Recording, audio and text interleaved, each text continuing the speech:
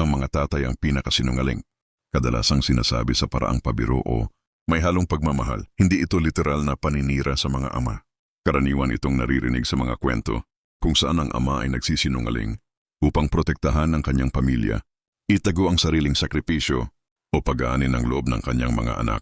Halimbawa, mga karaniwang kasungalingan ng mga tatay. 1. Busog na ako.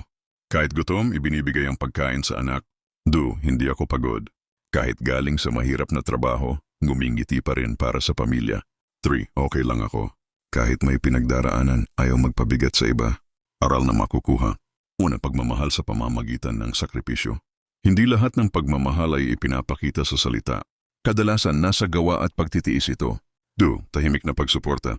Ang ama ay madalas hindi pala salita tungkol sa kanyang hirap, pero patuloy siyang kumikilos para sa ikabubuti ng pamilya. 3. Pag-unawa sa di nakikitang pagsisikap.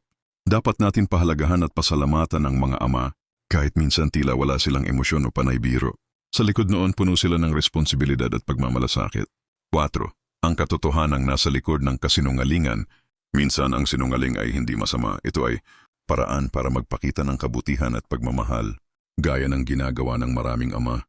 Konklusyon, hindi totoong masama ang mga tatay dahil sa sinasabing kasinungalingan nila. Sa kabaligtaran, ito ay simbolo ng kanilang malasakit at sakripisyo. Ang tunay na aral, matutong pahalagahan ang katahimikan at simpleng pagkilos ng ating mga ama, dahil dito makikita ang lalim ng kanilang pagmamahal.